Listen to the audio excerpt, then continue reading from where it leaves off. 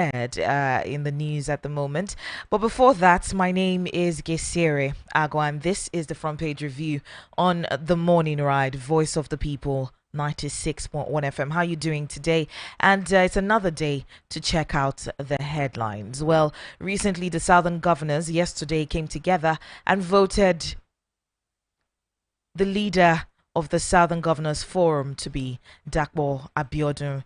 Still in the news, the Southern Governors on Monday said having state police will give them more control over security decisions in their states, and they believe locals are better placed to fight crime because they understand the terrain and language as well. But at the moment, every state, you see every state has, a variation of state police, whether it's a Bubeagu or, a Fenifere, in whatever forms you have them across the north and the south as well. So you begin to wonder at what point will having more state police give them more control over security decisions in the state? Because already at the moment they are said to be chief security officers, but are they working?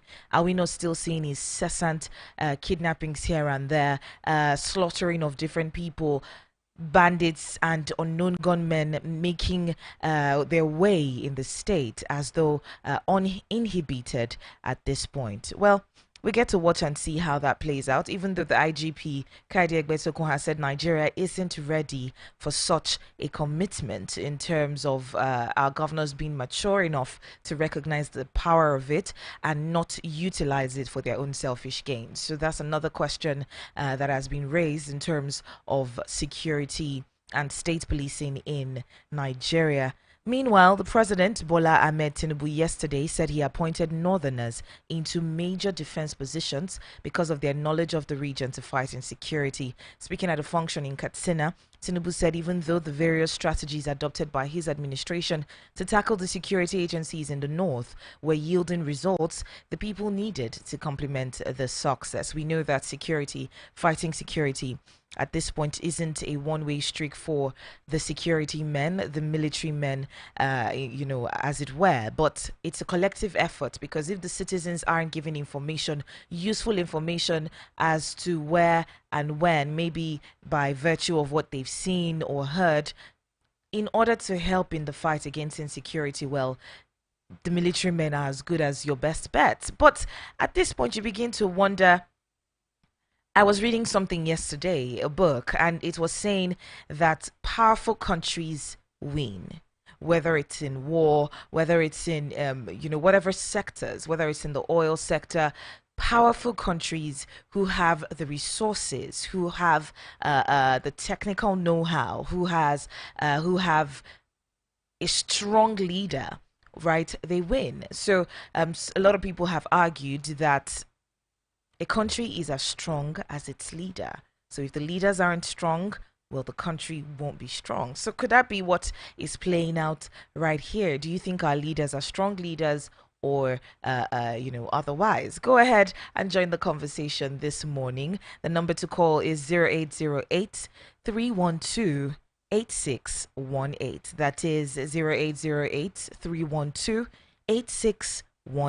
Join the conversation this morning and let me get to your thoughts. Are our leaders strong men or are they not? In terms of a country is as strong as its leaders. We've seen it time and time again. China changed their fortune overnight. Not overnight, but we saw them put in the work to ensure that that happened. Right? We've seen other countries do it as well. What could be different about Nigeria and Africa as a whole?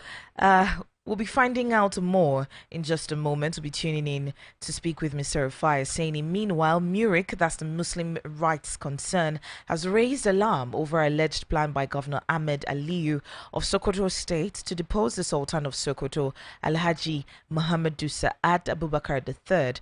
The executive director of Murik, Professor Isiaq Akintola, raised the alarm in a statement on Monday. We'll find out more details about this in just a moment. It's really interesting because if you see what's happening in Kano State, you wouldn't want the same to befall any other northern state as well. It seems it's just a whole mess of confusion at this point. We're waiting for the courts to decide what exactly is going on there. Anyway, the Still in the news, suspected bandits have killed the Deputy Vice Chancellor of Usmanu Danfodio University, Sokoto, Professor Yusuf Saidu. He was DVC Research, Innovation and Development at that particular university. He met his untimely death on his way from Sokoto to Kaduna on Monday. See what we're talking about when it comes to security. We're seeing governors talking about state policing. Well, you already have versions of that. How far have they come in fighting insecurity? What are your successes? I mean, we should be seeing situation reports every day, letting Nigerians know, okay, this is how much we have achieved. This is what we are yet to achieve. These are the plans that we're putting in place. Or not full disclosure, though, because you do not want your enemies having your entire arsenal, right? Knowing your entire plans, whether they're kinetic or non-kinetic, you wouldn't want to give them that much information. However, Nigerians should be updated as regards steps the government is taking in ensuring our safety. That is a responsibility of a government. That is a responsibility of the leaders that we have put in place. But are they falling short?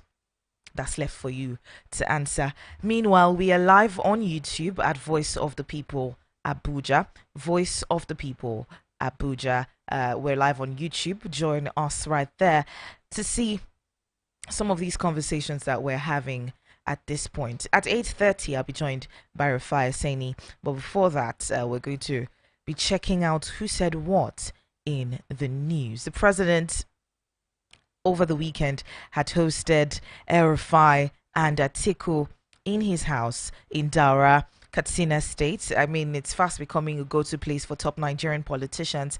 And before now, residences of the former president Olusegun Obasanjo, Ibrahim Babangida, former heads of state Abdulsalami Abubakar were hot spots for politicians who trooped there frequently. Now we're seeing the former president joining that list as well.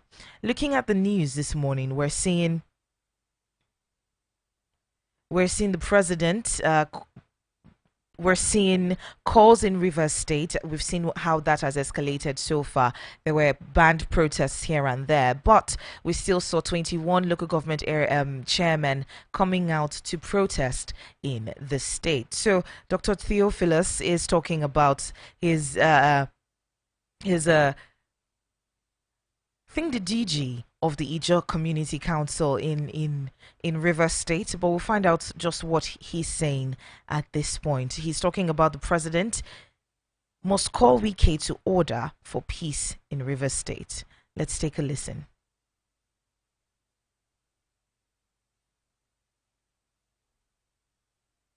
The security agencies are supposed to be custodians and guidance of our constitution. Where there are issues of constitutional disparity, it is expected of them to always refer back to the Nigerian constitution. But what we are seeing in Rivers State, like after the tenure of the outgone local government chairman, the governor sent in names to the assembly for caretaker, and they have been approved and subsequently sworn in. And today, those other people that their tenure have elapsed said that they will not vacate the local government secretariat for these new persons. And instead of the police to work with the state governor to give security support and everything to the caretaker governor, local government chairman that the governor has sworn in, have gone to barricade all the local government secretariats. Right. Saying that until a competent a competent court give judgment of the issues that has to do with the kangaroo local government tenure amendment that the State House of Assembly did and the 1999 Constitution as amended that we are being guided by in Nigeria. It's uncalled for. You see, the problem we have been having in Nigeria, in as much as we have this national democracy, it is expected of the security to be always unbiased. Taking directives from the power from above by security agencies has not been helpful to our democracy. In all fairness, the security apparatus might say to you that they are trying to make sure that anything that comes up and the next move will be something that is binding legally. So that's what we're going to start our next discussion. No, that is what I'm saying.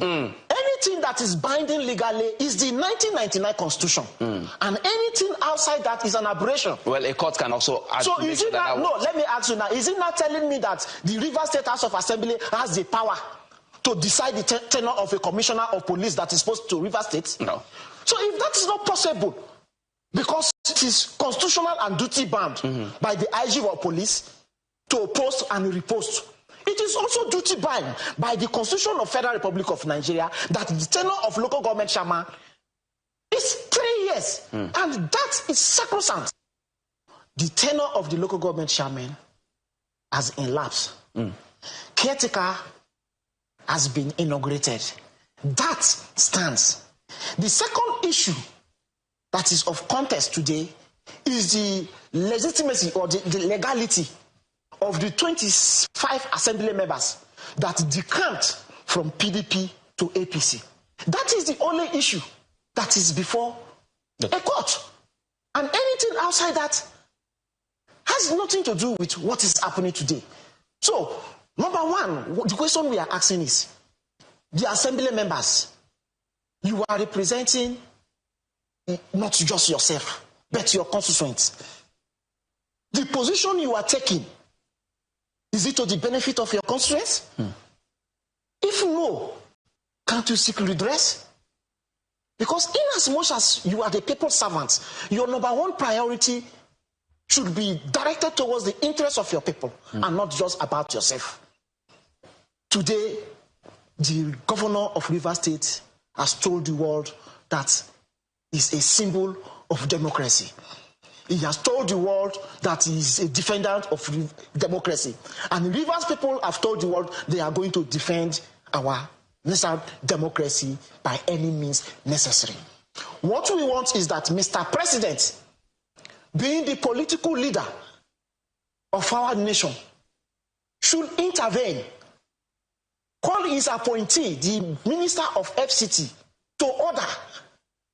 Because as a Nigerian, I wouldn't want Rivers State engulfed into serious crisis that will affect the peace that we are enjoying in the entire Niger Delta. Yes, it is going to affect even the tenure of Mr. President as President of Federal Republic of Nigeria. So, he should call his minister to order, give the governor the chance that was given to him when he was governor in Rivers State to pilot the affairs so that the people of Rivers State can have the dividends of democracy. So that the people of Rivers State can benefit the reason why they voted him, Governor Sim Fobra, into power. Distracting him is anti-democracy, is anti-development to the people of Rivers State. The governor, in several forums, has told the world that peace is golden. And if there is any need to give peace a chance, that he is willing. Are those people, those few group of people that are against him, ready for peace? Ready for dialogue? The question, the answer has always been no. All right, so that is the voice of Alaye Theophilus, the president of Ijaw Youth Council worldwide, and he has impressed upon the president to intervene in this matter and, put it to Enrique to allow peace reign in the state, give him the same, give a Sir Sim Fubara the same freedom that he was given while he was governor of the state. Well, there's another message here talking about the national carrier. There's been outrage over proposed national carrier procurement, and we have the CEO of Aero Contractors, Captain Ado Sanusi, talking about the presidential fleet not being old, not being too old, having been manufactured between 2009 and 2010. It flies around the world, and aging airplanes do not have the same liabilities as newer ones. We'll get that in just a moment. Let's take a listen. Well, we have to understand whether the airplane is too old or the airplane, the manufacturers have stopped producing that kind of airplane, and so it is going to be very difficult to maintain. So we have to also understand what are the how long, what we call the lead time for the new airplanes to come into play. For the two major manufacturers of airplanes, which is Airbus and Boeing, if it's Airbus, be it A320 or A330 or A350, the lead time is anything between 3 to 4 years. Now that's for fleet, the presidential fleet. Is it too old? I don't think it is too old. I think the 737-800 or the 737 BBJ, as they call it, Boeing Business Jet, is not an old airplane. Yes, it was manufactured probably in the early 2000 and maybe 2009, 2010. I don't know the exact manufacturing date, but it's still flying very well in the United States and all around the world. Do we have a good maintenance culture? Do we do all the necessary maintenance that it's supposed to go through? Yes. Of course, aging airplanes don't have reliability as brand new airplanes, but also brand new airplanes can develop faults. So it's not whether it is brand new or it's an old airplane.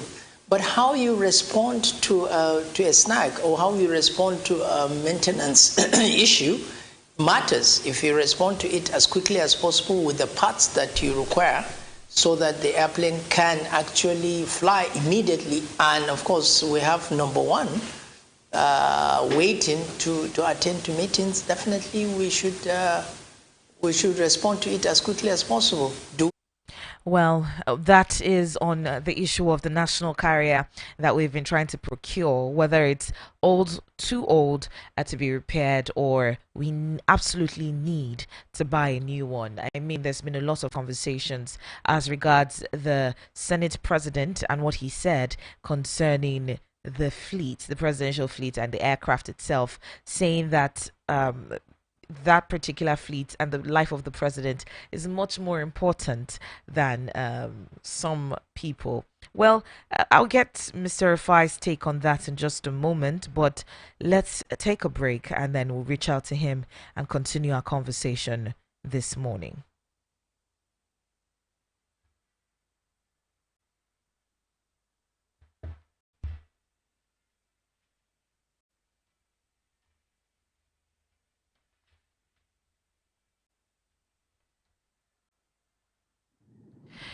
All right, we have Mr. Rufai. Good morning on the phone. You guys, how are you? I'm fine, thank you so much. Welcome on board this morning. Thank you. Well, we first things first, we have the new chairman of the Southern Governors Forum, Dako Abiodun. He was elected as the chairman, and having Chukuma Soludo as his vice. They were elected during a meeting of the Southern Governors Forum in Abeokuta, Ogun State. So just how important is this, looking at the fact that the Southern Governors came together and collectively agreed that, you know what, presidency must come to the South at this point, and we saw how powerful that played during the elections. Today I'd like to pay tribute to the man that really was a very vocal voice in all of that, which was the former governor that passed of Ondo State, Akeredolu. And we pay tribute to his forthrightness. And the Southern Governors Forum has moved on. They've nominated Dako Abiodun and Sukuma Soludo as his vice, which is sort of like a good balancing and a good mix. So let's see how this pans out. We can only wish them the very best. We can only ensure that they continue to work in the interest of their people. That's all we can only wish them at a point in time like this. Mr. Rufai, this has been really one that is interesting to me, because if we have seen that some organs of democracy were created so that Nigerians can have a bit of power and their voices heard at different levels, we're seeing that this is also an organ of government that should have been utilized to help the people of Nigeria. So how effective has it been in security? But it's not been effective in helping the people. But to some extent, there's been some effect. And again, I would also give due kudos to Akeredolu. Because when the issue of insecurity was raged against the people of Ondo, he was one of those that put his feet on the ground for Amotekun. And he stood by his people, damning every consequence possible. You know, Akeredolu was a man of his own. I was a man of his words. So it's just sad that illness took him away. He has those shortcomings like every other person, but when he needed to stand for his people, he did stand for his people. And he was tiring. All right. Really, we. Hello. Yeah. Yes. Can you hear me? Yes, I can hear you now. All right. Yeah. Moving on to another headline, we see that suspected bandits killed the deputy vice chancellor of Osmanu Danfodio University, Sokoto State, Professor Yusuf Seidu. I don't know just how much attention the government is paying security at this point because, Mr. Rufai, we can't continue like this. It's clear that we can't continue to have bandits run amok in the society. Definitely, we can't continue to have bandits run amok in the society. This is another sad reminder that our society is burdened. There's a fire from this banditry.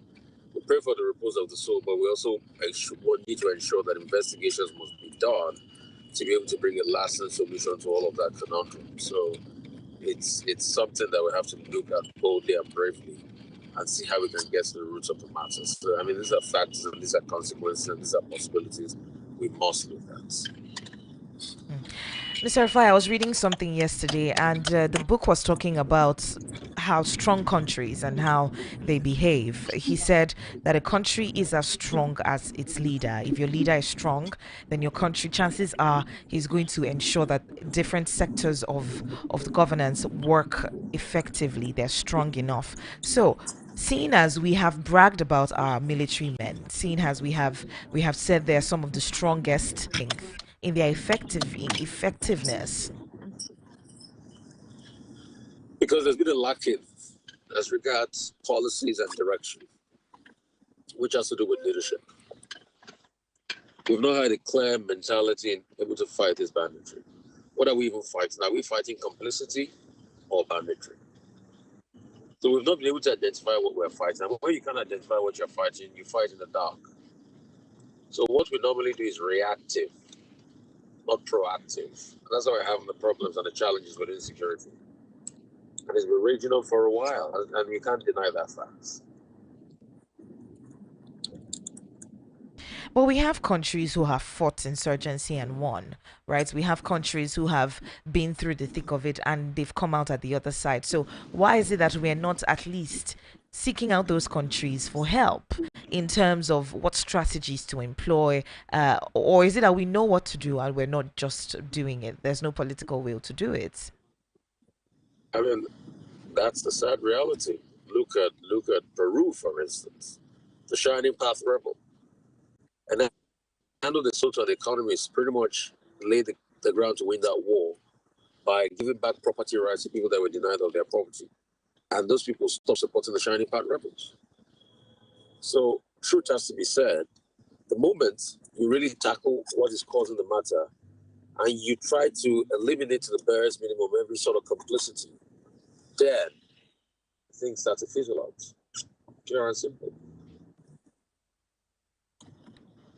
All right. I hope that somehow we have governors and presidents who are very, very sensitive to the plights of Nigerians and doing all they can to ensure that things go well. Anyway, Murik has raised concerns. He has raised an alarm over an alleged plan by the governor of Sokoto State, Governor Ahmed Aliyu, plans to depose the Sultan of Sokoto, Alhaji Muhammad Saad Abubakar III. I mean, we're seeing. I think the vice president, Shatima, has also told them that be careful, guard the Sultan jealously.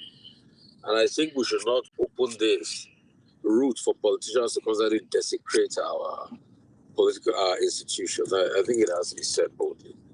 So let's be careful.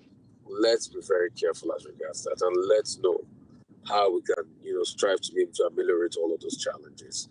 It's not the time for that. The Sultan is a beacon of hope and strength to that region and every part of the country. So please, We are not happy about what is happening in Kano because of the desecration of our traditional institutions. So let's be exact and let's be fair. I was reading something, Mr. Rufai, and in that, okay, so it was a video talking about leaders, traditional leaders, and just how powerful they were to our growth and development in the olden days. I mean, before Western influences flocked into the country, they were powerful people who held sway in terms of security within their jurisdiction, in terms of the strength of that particular community, in the wealth of that particular community. And we saw the booming of different communities across Nigeria. And then because of the Western influences, some people have been lied to, and we've sort of downplayed the power of traditional rulers. Now we're seeing politics getting into all of it, and I don't know where the end of all of this could be. The end of all of this would only come when we have a clear path to getting to the end. The clear path will be devoid of bigotry and sentiments. Are we ready to? I pretty much doubt now. The day we are ready to, we'll find a clear path to it. All right. We have President Bola Tinubu yesterday saying that he appointed Northerners into major defense positions because of their knowledge of the region to fight insecurity. We saw that play out during the Buhari administration as well, where key individual security chiefs were all from the north. And just how effective were they in fighting insecurity for the current president to use that same tactics? Or could there be more? Say that again. I said the president, Bola Ahmed Tinubu, yesterday said he had appointed Northerners into major defense positions because of their knowledge of the region to fight insecurity in that particular region. And we saw the Muhammad Buhari administration undertake this particular strategy as well, where key security chiefs... It's not by appointment of Northerners, it's by having a clear strategy. It's not by appointment of Northerners, Southerners, or whatever, but it's by having a clear strategy. But Mr. Rufai, being from that particular region, shouldn't it help in terms of you understand the terrain of the place, the way the people think, and you know how to use that to work to your favor? If you understand the terrain, if you are complicit, would you be able to do anything?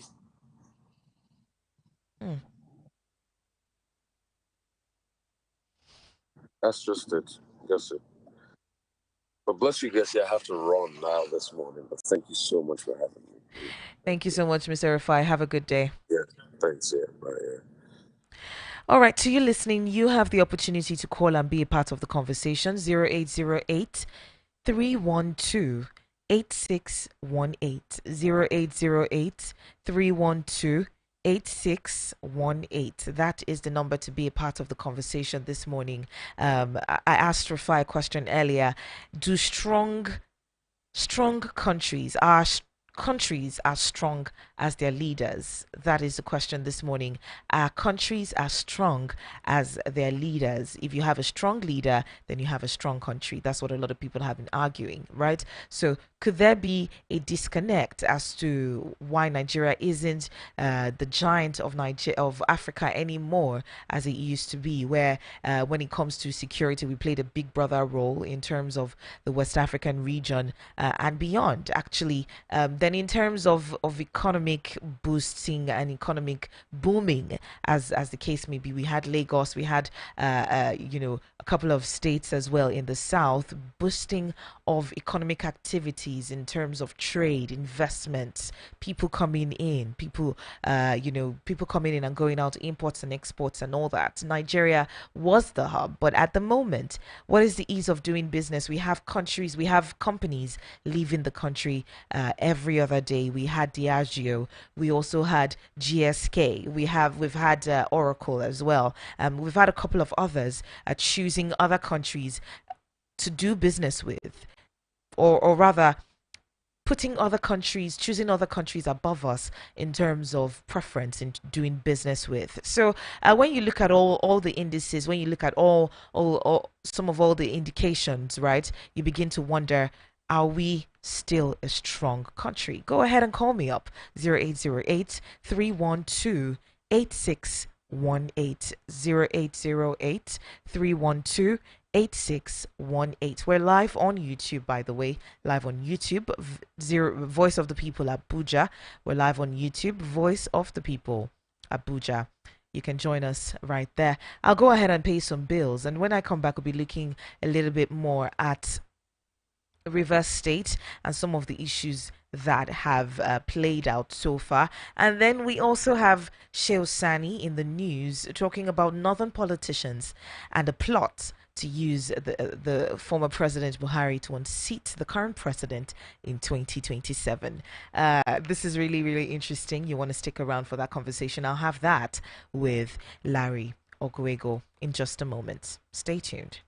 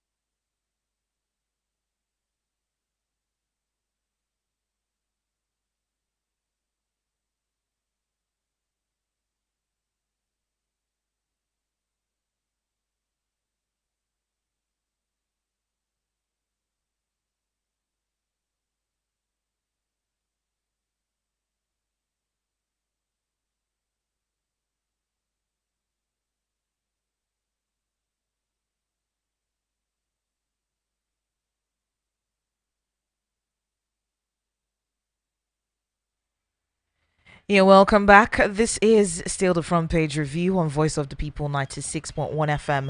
And in the news, we have northern politicians plotting to use Buhari to unseat Tinubu in 2027. Shehu Oseni alleges that northern politicians are plotting to use Buhari to unseat Tinubu in 2027. A former senator, Shehu Oseni, calls the recent visit by northern politicians to former President Muhammadu Buhari are calculated moves to work against the President Bola Tinubu in the 2027 general elections. In the past few weeks, several northern politicians have visited Buhari in his hometown of Daura, Katsina State. On June 22nd, we saw the Vice President Atiku Abubakar and Aminu Tambuwal, the ex-governor of Sokoto State, visiting the president, the former president, Muhammadu Buhari. About 24 hours later, we saw the ex-governor of Kaduna State, Nasir Rufai, also visiting the former president. And in a statement on Monday, Shehu Oseni said that though the visits have been tagged as Salah homage, they have a political undertone to them. I mean, he said the recent visits by some prominent northern politicians to Daura appear to be the usual eat homage, but looking deeper and beyond the facade, it's surreptitiously a new attempt to build a strong northern alliance using ex-president Buhari as the rallying point to challenge and evict President Tinubu's government in 2027.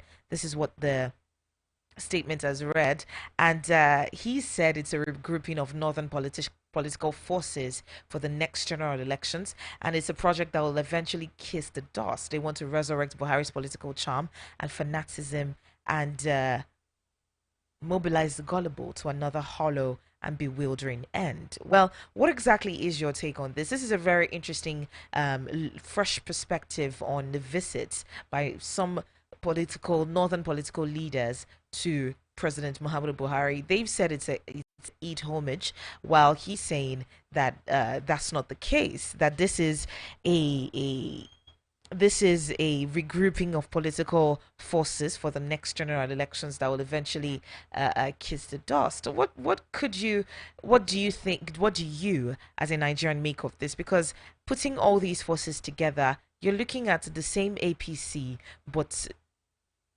different voices in what they're saying. I mean, it's really interesting seeing all that is playing out, but we'll get Mr. Larry's point of view in this in just a moment. Meanwhile, we have Senate committee backing the purchase of new aircraft, says Tinubu's life in danger. The Senate Committee on National Security and Intelligence has backed its House of Representative counterpart on the call for a new aircraft for President Bola Tinubu and the Vice President Kashim Shettima. Nobody is arguing the importance of a new aircraft for the president. The argument right now is in the timing of it, right? Is this the perfect time or the best time to get an aircraft for the president, looking at the economic hardships Nigerians are facing? Well, we have Mr. Larry on the phone. Good morning to you and welcome on board. Good morning. How are we this morning? We're doing good. How is your end, Mr. Larry? We're doing well, despite the challenges of surviving in Nigeria. We're doing well. All right, let's talk a little bit about the aircraft, the new aircraft for the president and the vice president. I mean, we understand that there's been calls for sacrifice on the part of the president and the way he has run governance so far. The cost of governance is really, really high, and it's gone even higher since he came into power, right? And we've been seeing now more than ever calls for sacrifice from the government. Now, yesterday there was an allegation by Senator Shehu Oseni talking about the recent visits of northern leaders, strong northern leaders in the north, to the former president Muhammadu Buhari. I'm looking at this in terms of 2027. He has said these people are coming together to work against the president Bola Ahmed Tinubu in the 2027 general elections. What do you think? Well, the political space in Nigeria is very fluid and dynamic. But having said that, I think somehow they're suffering that we're experiencing in Nigeria now has gone beyond a matter of, oh, the poor people are suffering, oh, the people from that region or this region are suffering, that they are marginalized, they are not marginalized. Now it is affecting everybody, the rich, the poor, the middle class. The only people who are not really affected are the political elites who get everything they want from the government. They don't buy petrol, they don't buy food, they don't pay school fees. Some of them pay school fees in advance with public funds, if you get what I mean. So at the end of the day, they are the only persons who appear to be immune from what we are going through now. So I'm not surprised if some people are feeling the pain so much that they're thinking about 2027. However, there are several other reasons why northern leaders could visit Muhammad Buhari. But the truth is that all of the promises that have been made, all of them have failed. The issue of insecurity, food security, everything has failed. The revitalization of the economy, everything has failed. So if anybody is working against Mr. President coming back in 2027, you won't blame the person. It's just that some people have the opinion that maybe we should give him more time. But for me, it's not even about more time. It's about the message that he's putting out, consciously or subconsciously, because we are out consistently to a patient, but from the body language of patient at all when it comes to their own needs and issues. In fact, when it comes to their wants, not even their needs, because there's a difference between their wants and their needs. So if a group of persons or even individuals are tired already, I mean, 1 year into the administration, people are really complaining. You won't blame anybody for doing that. I'm not surprised that such meetings are holding, but you can't really be very certain that the primary purpose of the visit is just to discuss 2027 elections. That is already coming up in several quarters, but I'm not impressed with our people because we are not able to differentiate between politicking and governance. As a matter of fact, it's very painful that we spend practically all of our time discussing who will rule Nigeria next, not lead Nigeria. That's partly why we're not getting leadership right. It has been so politicized. People are just looking at politics and power from a perspective of personal benefit, so much so that we are not even finding time at all for leadership. I believe that's partly why the leaders are being very bad. Too much of that time is consumed by settling crisis in River State, settling this one, settling that one. They have not shown the determination to lead. They should stay away from politics for some time and just provide leadership. Maybe if they can provide leadership, then politics will take care of itself. If you give us leadership, we'll give you the votes. Nobody can confuse us. If you see good roads, if you see stable naira, if you see good pricing of petroleum products, nobody, see, we're not stupid. We will know that, oh, this is in our interest. No matter what they tell us, we vote for that candidate. But the challenge we have is that these politicians prefer playing politics with our lives than giving us the benefits of good governance. So if people are scheming to vote against anybody that is not performing in 2027, so be it. It's just that it's unfortunate that 1 year into a new administration, all we are talking about is 2027. We are not even talking about how to lead ourselves out of this mess. All right. Still seeing the aftermath of governance and the decisions our leaders are taking, we're hearing allegations of it. A plan to depose the Sultan of Sokoto, Alhaji Muhammad Saad Abubakar III, by the governor of Sokoto. I mean, we know that there's been no love lost between the two. It was gathered that the governor thought the Sultan of Sokoto allegedly backed Tambuwal, besides other allegations that the Muslim leader made many moves to undermine his authority in the state. So, I mean, it's been gathered that the current move by the governor against the Sultan is a result of the outcome of the 2019 governorship elections in the state, where he was defeated by the former governor Aminu Tambuwal. So now we're seeing a bill that seeks to strip the Sultan of the power to appoint, suspend, punish, or transfer any traditional ruler and vest that same power in the government. This is Kano all over again. I don't know what you think at this point. our politicians don't learn lessons because we have not finished dealing with the kind of crisis, and they want to start another crisis in Sokoto State. And you should realize that there's a slight difference between these two stools.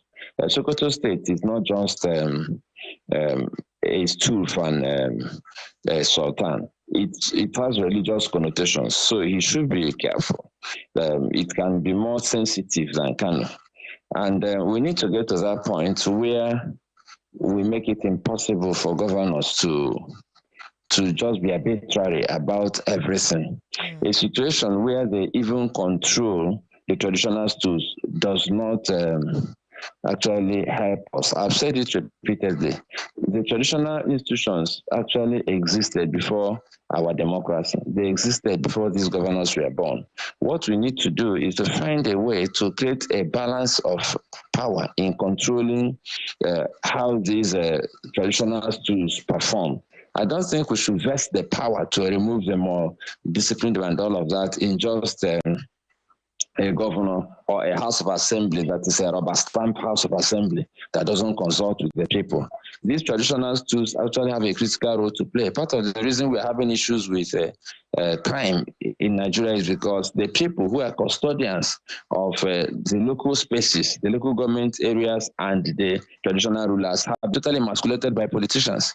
So I think the governor should be careful. One of the things I must also say is that there is nothing wrong with traditional rulers having political opinions as long as they don't come out in the open to campaign for anybody. For me, it is maturity to say, oh, because he had this political opinion, those will remove imams and bishops who took political sides during the campaign. I think it's unfortunate. These political emperors are not doing Nigeria any good. I've always said it, and people are calling for the drastic reduction of the powers of the governors in Nigeria. And even our president is one of the most powerful presidents in the world, if not the most powerful elected president. It will go back to our constitution and see that we have a balance of power so that people have a say in managing the traditional institutions that form part of the traditional heritage we have. Yes. We shouldn't allow the political emperors to just decide how these institutions are run. We are bastardizing these institutions. One day, you see that political appointees will also take over our stools, God forbid. But it's getting gradually to that point where we will now begin to decide who is Emir, who is Sultan, who is Obi, and who is this and that on the basis of political lineage. We don't want to get to that level. These are institutions that actually they are the only probably remaining vestiges of our cultural heritage, and we are already damaging them. And Mr. it's Larry, not good because if you lose your cultural heritage, I don't know what is left. You've lost almost everything. I mean, we can understand that when it comes to culture, we cannot remove the influence of our traditional leaders in weaving the culture and fabric of our nation. But so far, we've seen a decline in the strength and the powers of traditional rulers. I mean, very evidently so in the case of Kano, seeing the influence of politics coming into play in all of this. What could have been the reason as to why we're seeing the powers of the traditional rulers watering down? In the South the other day, I can't remember if it was Delta State or in the Southwest, we saw some issues with the governor and some traditional rulers where some were asked to dobale, bow down for an elected member of the state. I mean, we've seen so many influences so far, but what could be the reason as to why the powers of the traditional ruler has been whittled down to almost nothing? I think part of the challenge we have is that in the course of adopting everything Western, in the course of trying to be more Catholic than the Pope, we have abandoned our traditional respect and heritage. I remember there was a time someone visited the Southeast, and some people saw the traditional ruler, revered traditional ruler in Anambra State should come to see the president, I think. And of course, the man ignored them. The traditional thing to do is that when you go to the kingdom of traditional ruler, you go and first of all pay respect to the custodian, the gatekeeper of that kingdom. The person doesn't come to you. You know, we have forgotten where we started. Even the colonial masters respected these institutions. Unfortunately, we have lost respect for everything traditional. It's not just the traditional stools. We have lost respect for traditional cuisine. We have lost respect for traditional dressing. We just reserve them for occasions, for traditional marriages and all of that. We have lost respect for who we are as a people. And we're paying a very huge price for that. And because of that, we don't seem to mind when politicians actually do not respect, not allow politicians to talk with them the way they do.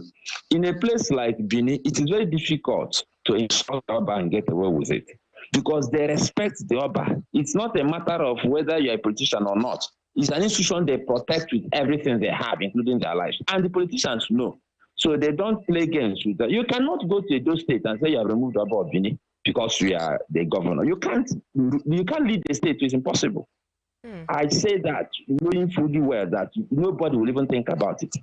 But you see, because other people have somehow forgotten what it means to respect traditional institutions and our traditional way of life, the politicians can take advantage. Everybody now is looking for political power, political alignment, because the fastest way to be relevant, both in terms of money and power in Nigeria. And unfortunately, most people are just looking for money to survive or to flourish or to blow and just make a lot of noise in the space. So these value changes have affected us. And we have forgotten where we started and who we are. And any of persons who actually forget where they started, who they are, who don't have a sense of identity, will not amount to anything. If you go and check the records, you find out that all the nations that were colonized, that refused to drop their cultural heritage, are doing well now.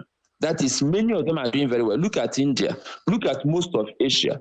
The Singapore was colonized also. But if you go to India, you notice that they embrace the good things from their traditional heritage, including their medical practice, their dress, their way of doing things. They conduct elections and hundreds of millions of persons vote. They don't kill themselves. Here, because we are not able to retain the good things from our traditional heritage, and we're also not able to borrow the good things from our colonial masters, we have done very badly. And if you go and look at, they have abandoned who they are and followed the West blindly, and now they are not doing well. So I think we need to understand that as long as we do not go back to those things that made it possible for us to create our own civilization when we did, and then pick out the best things from that, our civilization, and then marry it to the best things from the Western civilization, you will be surprised that we won't go far. Let me give you one example. In the southeastern part of Nigeria, in Igbo land, there was no beggar and no destitute. Traditionally speaking, in the whole of Igbo land, before, you couldn't see anybody begging. It was impossible. And there was no destitute. The reason was simple. Traditionally, families were by tradition expected to take care of their destitute. So you don't see anybody being a nuisance. Unfortunately, even the Igbos lost that now as we speak. And if you go to the villages, you see people begging. Families have abandoned the weak among them because they lost their traditional values. Imagine if we're able to keep that wonderful social heritage and then marry it with what good things we got from the West, like education. We will be ahead of them. Mr. Larry, we didn't have prisons before, and yet we didn't. We managed our criminals. We didn't have police as a formal policing institution. Yet we managed crime better. So what have we learned from our traditional experiences? Nothing, absolutely nothing, because we jettisoned everything. Mr. Larry, I was thinking, what's the influence of democracy? Because you know that democracy sort of not necessarily lines with the way we appoint our traditional leaders and the way it's democracy in our governance. So could there be an influence from that? You know, we had the House of the people who destroyed the small respect we had for the traditional rulers, or the House of Chiefs, the chiefs. So they were actually part of the political firmament before. But with the military, everything became a command and obey system. And unfortunately, because we had a long stint with military rule, what happened is politicians started behaving like the military also. Even though we are supposed to be in a democratic setting, it's still a command and obey system that we are running. So if a governor says, the person may even lose his or her life just because we did obey a stupid instruction from a governor. I think it is the military rather than political institutions that damaged our values most, because they brought in military values where you are supposed to obey instructions, whether the instructions make sense or not. And moving forward, by the time we now got back to democracy, we forgot our House of Chiefs. We abandoned the House of Chiefs because during the military regime, they didn't even recognize or remember that the chiefs were there. So the problem we have is that even as a people, we also gradually embraced westernization. That is, we forgot our roots so much that there was no deliberate action to defend where we are coming from. And that has affected us terribly in diverse ways. And the truth is that until we go and reinvent who we are, because when we talk about things like our value system, we forget that our value system is not something that just fell from the sky. We have traditional value system. That is why we are able to come together as a nation and tell the West that we are not interested in gay rights. It is our cultural heritage that enabled us defend ourselves against importation of gay rights. But most people don't think about that. It's not democracy that defended us. It's a collective agreement that this is a taboo in Africa, in Nigeria, that we don't want. It's a taboo in the north, it's a taboo in the east, it's a taboo in the west, it's a taboo everywhere. So for once, we had a united voice. You keep your money, keep everything. We don't want it. It was our cultural values that saved us. It wasn't democracy. It wasn't money. So if we have cultural values, we can also reject corruption. Corruption is a taboo. At least was a taboo in our traditional way of doing things. People were not permitted to steal much more from the common purse. Today, because we have jettisoned our cultural goals, anything at all goes. And we have allowed our political emperors to damage the fabric of our moral existence. And we are all paying.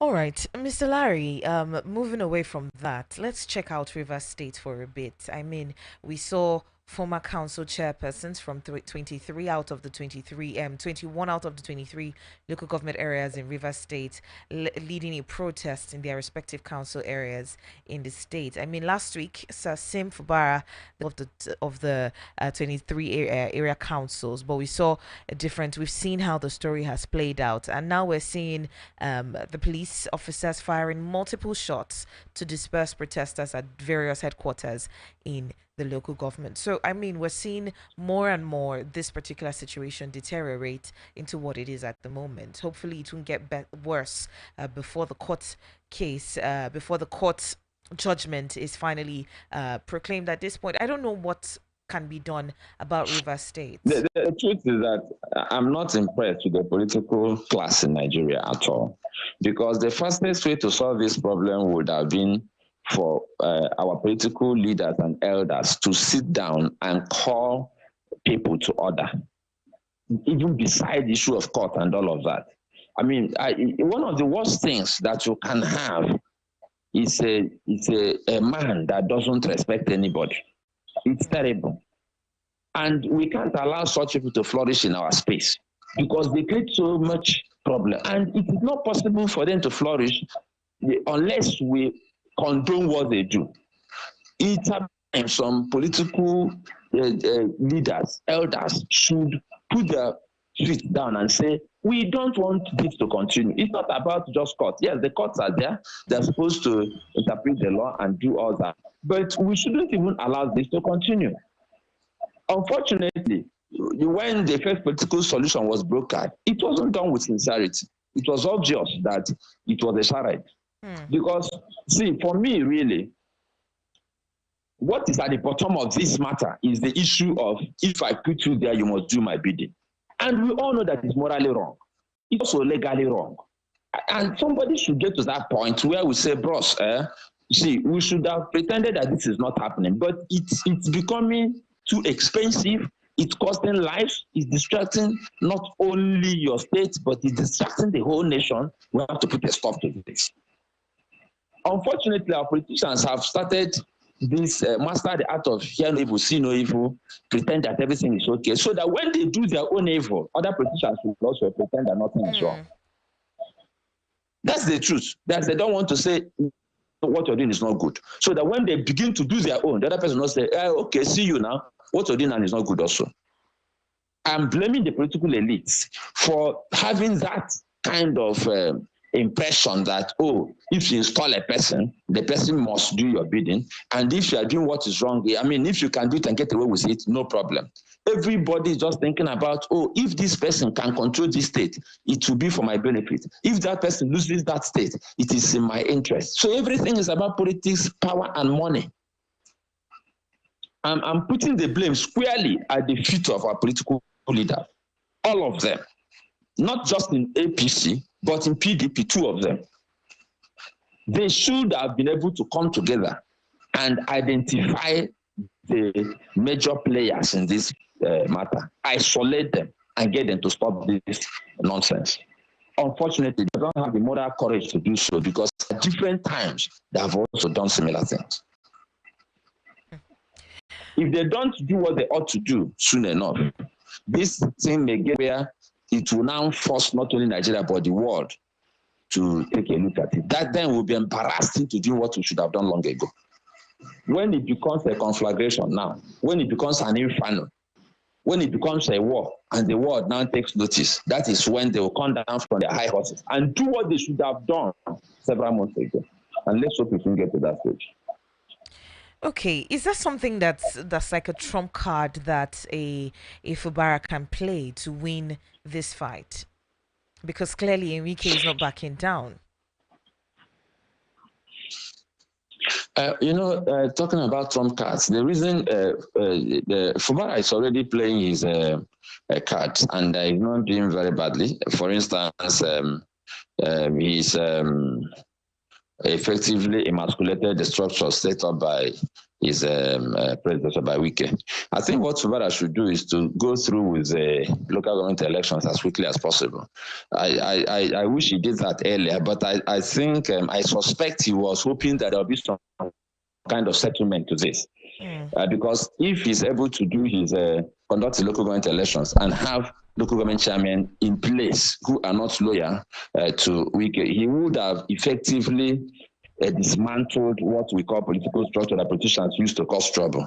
And if he's able to get that election through and those people settle in and begin to provide governance, it means that the power base of his adversary has been practically emasculated. And in that case, he can move on. That is what is closest, apart from getting political miracle from the center, because that is where Wike gets his support and power from.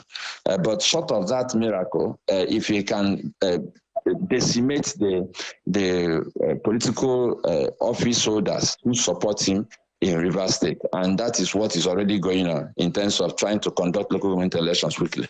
If that is done and they settle in, I think that could be the nearest trump card that I can see. All right, let's move on to our oil sector for a bit before we call it a wrap. Apparently, we're having Ipman in the news at this point. They are talking about boycotting products, refined petroleum products by the Dangote Petroleum Refinery. They are boycotting that, and they now prefer to buy cheaper imported refined petroleum products rather than purchasing the one from Dangote Refinery. And this is because IOCs are selling crude oil to Dangote Refinery above the global market price, and they've described this as anti-country practice. I mean, we're seeing a lot of issues that a Dangote Refinery is facing at this point. The other day he talked about investors and different IOCs as well as stakeholders in the country frustratingly locally produced. When you fight corruption, corruption fights back. You should also ask yourself, why is it that our refineries never function? It's another question you should be asking yourself. Why is it that our refineries never function? The refinery never function because our refineries never function because some people are benefiting from the inability of our refineries to function. So those people actually sabotage our refineries from functioning. Go to refinery. The people who are benefiting from the corruption and sleaze in the oil industry do not want the Dangote Refinery to change the narrative. Because if Dangote Refinery supplied crude oil Asankwenju, and the price is good, and they effectively actually change the price of petroleum products, then the corruption will stop. But people are benefiting from corruption, and as long as people benefit from corruption, they will want to sustain the corruption. And that is actually what is happening. The people who sustain the corruption are fighting back. Because when you fight corruption, corruption fights back. All right. I mean, we're seeing a lot playing out for Dangote, and we wish him well. We hope that at least we have one refinery working in the country. And I mean, talking about refineries, we still haven't seen the end to the rehabilitation of the of the Port Harcourt refinery, as well as that of Warri and Kaduna as well. I don't know if But that is exactly what I was just telling you. There is a group of persons who do not want this whole thing to work. It is obvious. And they do not want, I mean, people import petroleum products. They make money from the importation. People are paid salary to continue running their business while getting salaries. These are the real issues, and nobody is addressing them. Our politicians do not have the moral courage to stop the madness. If you are not working, you shouldn't be paid. But it's only in Nigeria that people will be paid a fortune. You know the salary of a typical refinery worker, and you don't go to work for 10 years and you get salaries, and you have your own business you're running, and you don't go to work at all. Now they have promised us that they'll complete the refineries. Oh, technical completion, all sorts of mumbo jumbo. There is technically completed and now no refinery, no petroleum product. And that's why I said, you know, there was a way we had this conversation. I said, the day I start buying petroleum products from those refineries, then I can assume that, yes, I've concluded the turnaround, maintenance or repairs or whatever they are doing. But the challenge we have in this country is that people have mastered the art of stealing from the nation because there is no consequence. And that is the same thing Dangote is suffering from. Dangote got this far because he's Dangote. He's too influential. That's the reason he got this far. Is Dangote the only doing? How come some people even get a license and they're not able to even start the project? So we are so enmeshed in corruption in Nigeria that if corruption doesn't, if we don't kill corruption soon enough, it's already killing us. The truth is that finally, it's clear that, you know, they say that if we don't kill corruption, corruption will kill us. It's already killing us. And this is a time to wake up.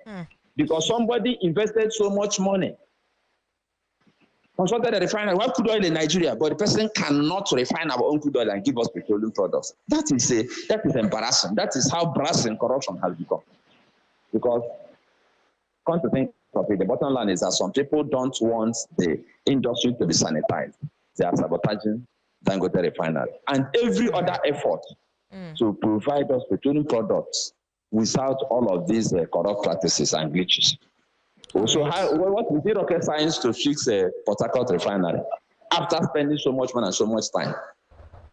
The people are not even ashamed that they will tell us that it will start at this time, no reply. Start again at this time, no reply. Technically completed reply. They're not ashamed.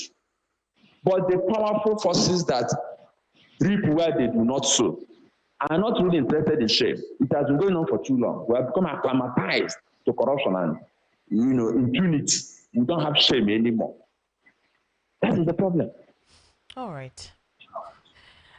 Thank you so much, Mr. Larry, for your time this morning. We hope that they're listening and something can be done about this, especially by the people, in terms of keeping the government accountable. I also hope that the people are listening to the voice of the people. The politicians are too far gone. It will take a miracle for the typical politician to listen and do something because they are enmeshed in the corruption, unfortunately. If you are not corrupt as a politician, they will find a way to try to send you out of the system. It's either you join them or they will find a way to show you the door. So the people should actually begin to think about how to liberate themselves from this fresh cycle of colonialism by their own king and king. So I hope the people now are listening to the voice of the people. They have to. If not, all of us will perish. God forbid.